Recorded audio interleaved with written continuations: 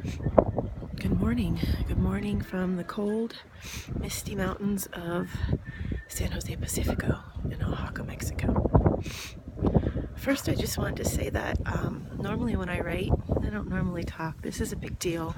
I normally give trigger warnings when I talk about my childhood and everything that I write. But I'm going to ask you this morning to just be triggered.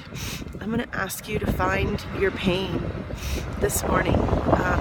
Because I'm going to tell you it'll be the best gift that you could ever give yourself.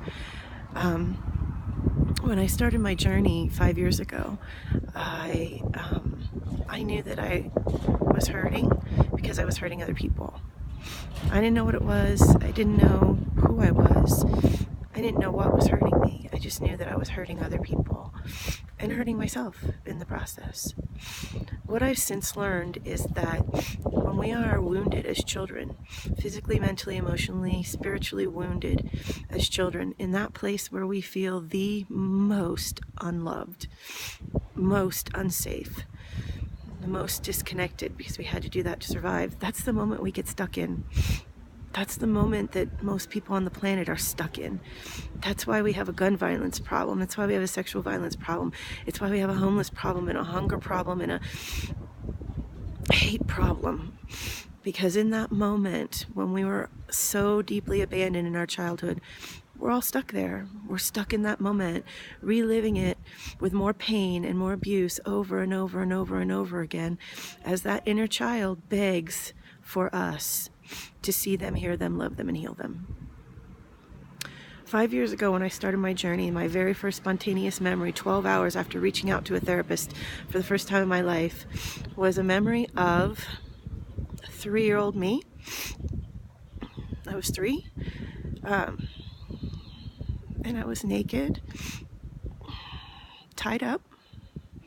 Hands and feet were tied up with an orange ball gag in my mouth. And men were there using their drug of choice, their sexual pleasure over this 3-year-old child, and I was being photographed in the process. And I hate to share that because it's horrible. I hate to go back to that moment and share that moment because I don't ever want anyone to go, oh, poor you, because it's not poor me. It is the piece of me that begged for my love and attention. It is the piece of me that I had to go back to, that I had to heal. In that moment 5 years ago, all I could do was see her. And it was only for a second that I could see her. It took me 2 years to find even a sliver of emotion from that moment because it was so horrific. Now, 5 years later, just this past weekend, after having grieved her over and over and over again, I finally found the rage in that moment. And it had to be expressed. That energy was stuck inside of me, holding me back. And in the moment when I raged, in the moment when I screamed, in the moment when I felt the horrors and the terrors of 3-year-old me, that was the moment I found my freedom. It was in that moment that I realized how deeply I had abandoned myself, that I realized I had never gone to her. I never untied her. I never cleaned her up. And I did that. I released all her emotions this weekend. I untied her. I cleaned her up. I held her. I loved her. And I told her nobody was ever, ever, ever going to hurt her again. And in that moment, I felt my heart return to its wholeness. In that moment, I finally felt peace. There are so many people on this planet who are hurting. Unfortunately, most of us, when we're hurting, hurt others. But there are other people on this planet, really, really powerful spiritual people with incredible gifts, incredible healing powers. The healer who was sitting over me this weekend as I was releasing my rage came to me a couple days later and told me that I had allergies to the medicine that I was using to help me explode my blocks. And I will just say to all the healers out there who are using spirituality in their healing practices to keep from their deepest, deepest, deepest pain, I am not allergic to anything. We on this planet are allergic to feeling. We are allergic to feeling because we are so numb. Watching me rage gave her this intense reaction. The pain inside of her, her ego, stepping up and saying, I cannot go there. Nobody should go there. And what we're really saying is we should not be healed back to love, and we should not be the powerful God selves that we are all sent here to be. And I'm going to tell you, that rage is screaming for your attention. That pain is screaming for your attention. That grief is screaming for your attention. Every single thing in your life that is not working. We are sent to this planet to be feeling humans. We are sent to this planet to be loving and connected, but that loving connection is inside of you first. No human can take you there. Only you can take you there. And only you can take you there by going to the deepest, darkest recesses of your soul. The place that you don't want to go, that's where you have to go to get there. There is no other way. We do not have a gun violence problem on this planet. We do not have a sexual violence problem on this planet. We don't have a homeless problem. We don't have a hunger problem. We don't have social problems on this planet. What we have are 7.4 billion versions of a pain problem. And the only way to cure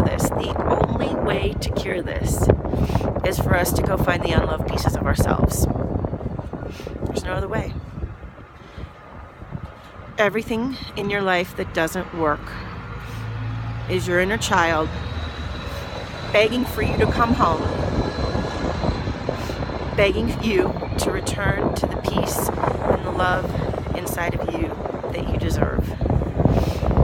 To become whole, we have to love our light and our darkness equally, with the same unconditional love.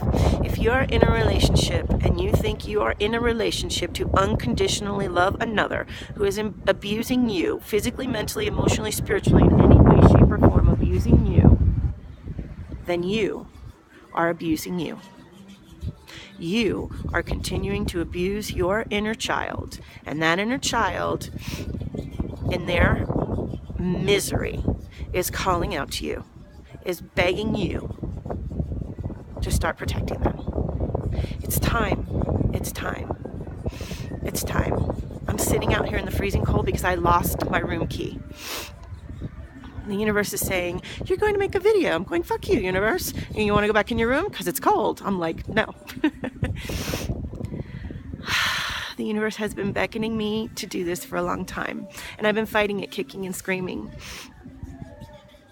But my story is everybody's story. It might have a little different plot. All of us have a little different plot. Storyline, a little bit different. Ultimately, we are all the same. We all have the same mission here.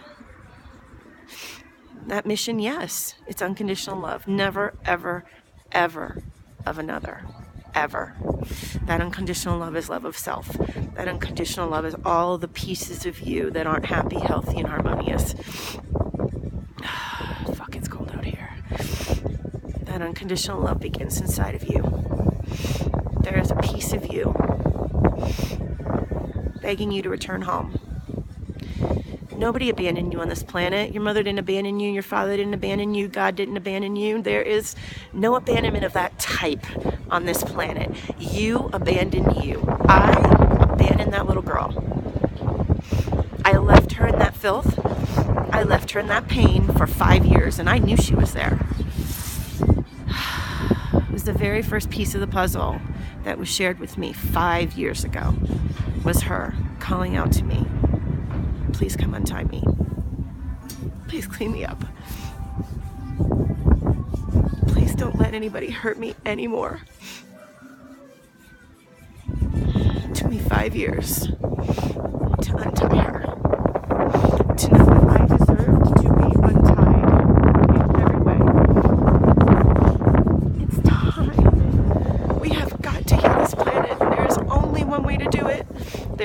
only one way to do it. You have to go inside and untie yourself. You have got to go inside and untie yourself. Clean yourself up. Hold yourself like you've never, ever been held before. Give love to that dark piece of you. Give love to that sad, grieving, raging piece of you. I know that we can all do this. I know that we can all do this. Please do this. It's time for us to heal ourselves and the planet.